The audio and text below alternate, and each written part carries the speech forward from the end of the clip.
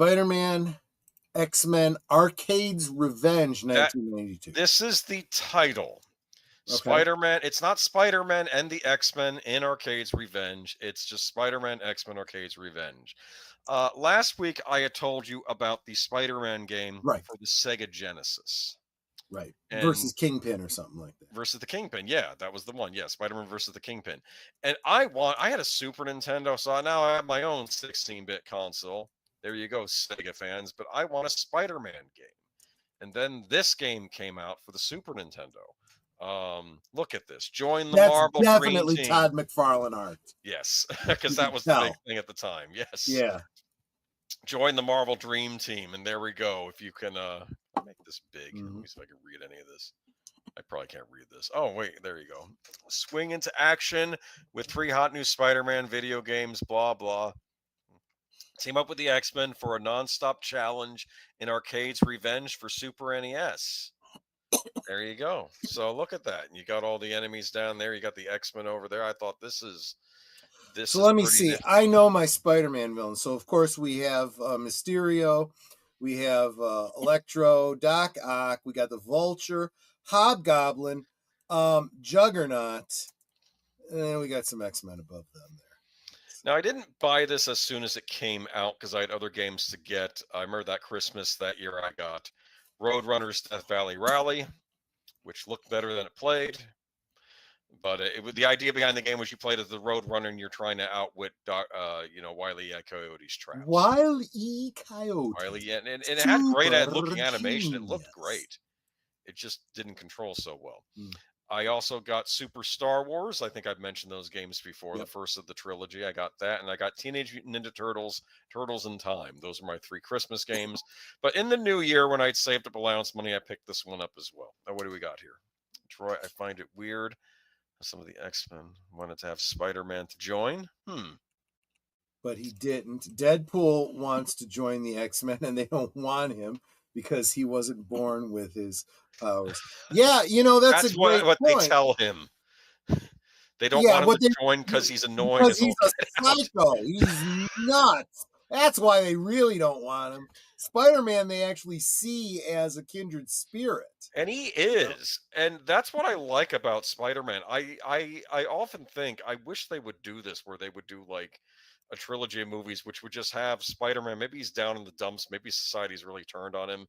And he kind of helps out the X-Men because they're outcasts like him. He's just an outcast in a different way, because of J. Jonah Jameson and all the propaganda. But the X-Men are outcasts. They kind of touched on it in the Tobey Maguire era. They didn't quite do it, but they sort of nodded to Spider-Man No More. They did. Yes. Out and he's got a, and this is every now and again you got to, because and everyone was talking about this too. Peter, just has such a rough life, and every version of it we see, right? He's got all this responsibility, so he misses the date, or he's late to class, or what, he loses a job or whatever. And it's like, he really struggles because he's trying so hard to do what's right all the time, always to his own detriment. And eventually he gets fed up and he quits. Yep. But he it's just not in him.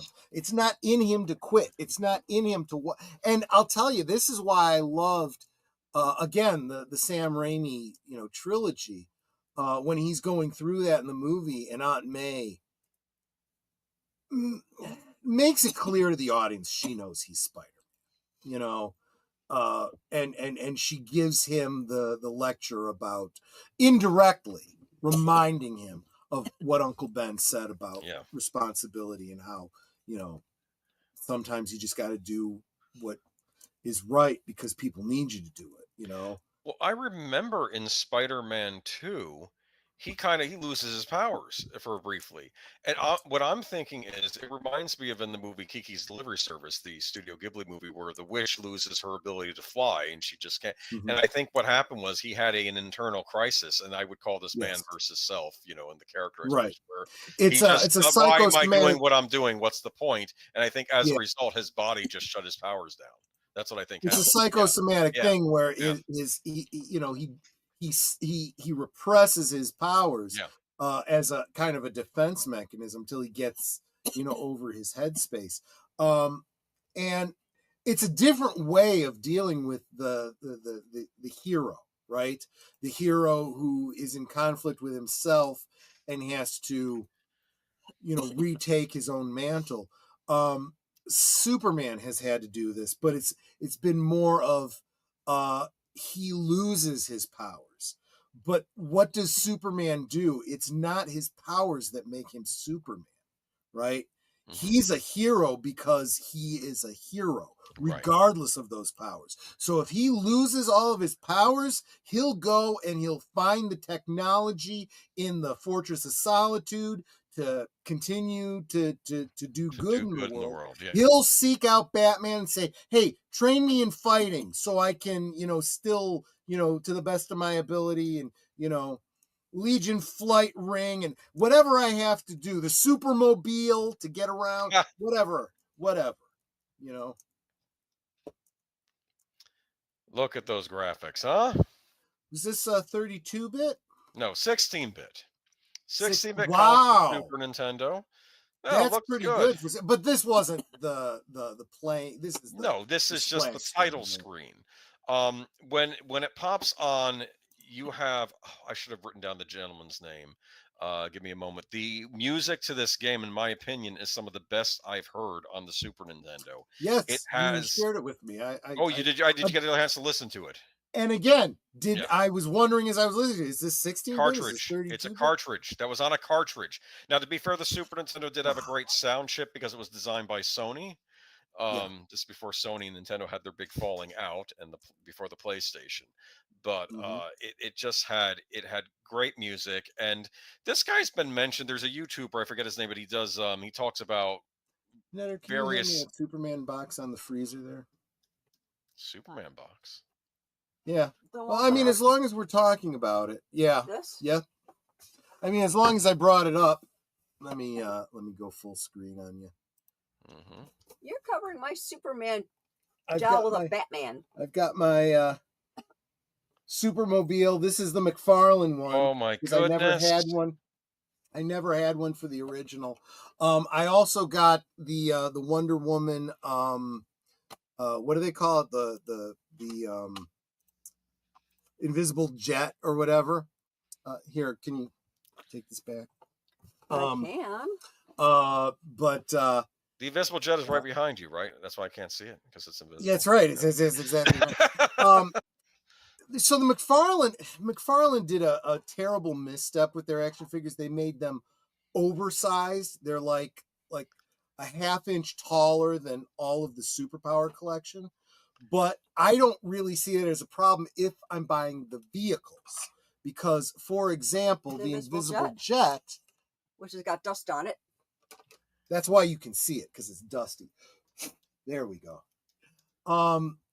I just put in my Superpowers Wonder Woman, and she totally fits. She's actually kind of loose in there. She kind of bucks around. But I was thinking, how cool would it be if I could get an Air Force officer to put in there, like a G.I. Joe, right? A blonde Air Force officer. Steve Trevor, yeah, because then you could fit him in right behind her. But it works perfectly. I think it actually fits the old figures better than the new McFarlane figures. I haven't bought a single one of the McFarlane figures because they're not in scale. The Superpower figures are pretty cool right now. Analog Toys is getting ready to do a bunch of Superpowers videos real soon, and Michael from Retro Blasting is going to do one specifically on the Penguin figure from that line. Oh, okay. I might have had that one. Something to watch out. I think I had the one from when the movies came out. So yeah, that's the one I had. Black. That's the one. Yeah. Because I did not get the blue and yellow one from the Superpowers collection. But it was the same mold, and I thought that I like this version better. I got all the I had a Batman lot of the figures. Batmans. I had the Superpowers Batman, and then like all of the line from Batman 89, Returns, all the different costumes and stuff. Yeah. Anyway, That's that's another video for another time. Anyway, go ahead and bring my thing back. Sorry, but you know what? You can do that too. You have the. I don't know how. There it is. Okay. Anyway, the music was by I think two brothers, Tim and Jeff Fallon. It is an incredible soundtrack. I don't know how they got this. It has like a 70s rock funk sound to it. And it gives the whole game like a Marvel 70s vibe, like the Spider-Man theme. Because you start out playing as Spider-Man, and then because you realize the X-Men are being kidnapped by somebody, and you have to go try and stop whoever's trying to kidnap them. But then you get kidnapped, I think, at the end of the game, at the end of the thing too. But it's actually, there's a YouTuber too, Charles Cornell. He does a lot of he does videos on some unsung music, and he did a video on the soundtrack for the Pictionary game for the old Nintendo. It was done by the same team that did the music for Spider-Man X-Men Arcade's Revenge, and it's incredible soundtrack.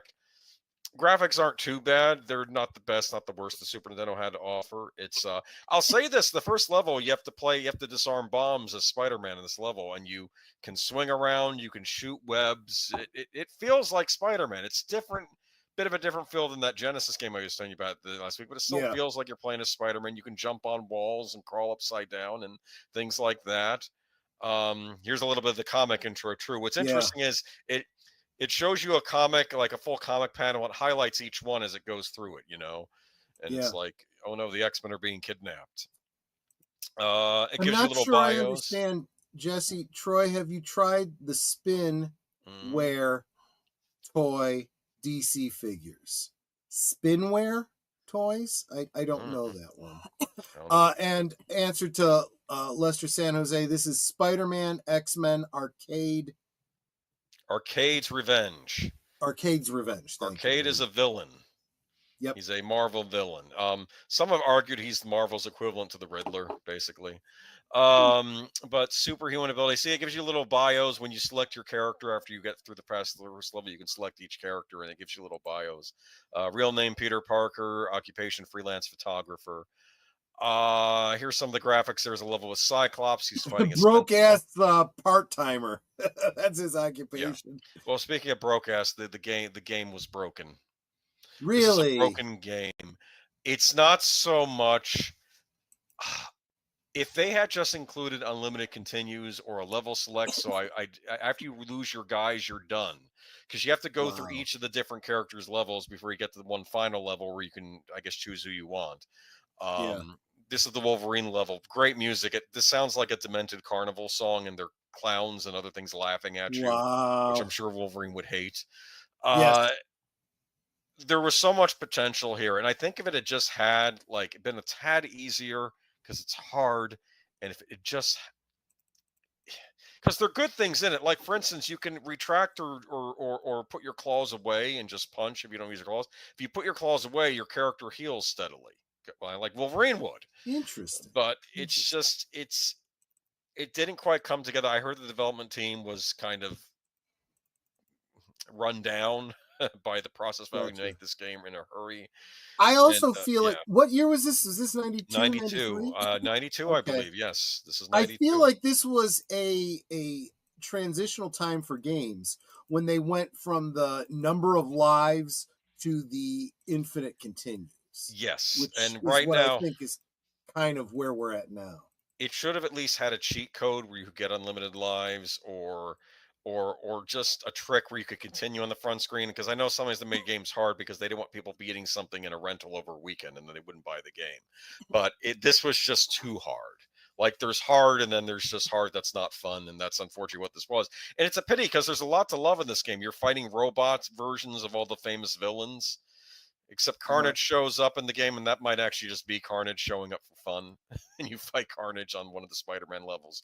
But great soundtrack. I wish someone would do a master, like a Jesse. like a I did not know about these figures, these Spin Master. But I will tell you this. I'm looking at them, and they look like they're all based on the Snyderverse and or New 52. Yeah. So, like, I would not be at all interested in the Flash, the Superman, even the Batman from this line. The only figures that are standing out to me at all would be possibly the Captain Marvel, the Joker, Adam, the John Stewart figure, maybe. The Dr. Fate actually looks really good. So does Aquaman. Okay. Wait a minute. As I'm going through here. Oh, wow. They're going to like Gorilla Grodd and stuff like that. Okay, so they have different versions of these figures. So I eventually do get to a 4-inch version of the Flash that looks like the Superpowers version and Black Adam. That's pretty cool. I'll have to come back to this later. But thanks for bringing that up because I did not know about that. Apologies. Go ahead. Anyway. You guys keep wanting to get me off on DC because you guys know I'm a DC guy more than Marvel. I'm a DC guy too, but you buy the games that are available. There wasn't a Batman game yet on the Remember, Super there was Nintendo. a bunch of parodies of the I'm a Mac and I'm a PC. Yes. You know, I'm a Marvel and I'm a DC. Funny.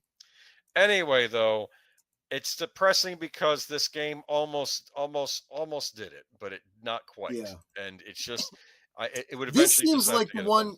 It does seem like the kind of thing, though, that I see that Lester San Jose is saying he's going to have to dig into that. You get it on an emulator, you could probably hack into it and give yourself infinite lives, or so even just use save states. Just use save states. You can pick up where you died, and right. This is something where I think they could remake it and make it playable, and they could do a better job with it. Keep the soundtrack though. The soundtrack kicked butt. If we both go well, we're trying not to talk so much DC. Yeah, because this is a Marvel stream. It's meant to be just a Marvel stream, but you guys keep getting me sidetracked on DC. We'll do DC another time. Trust me.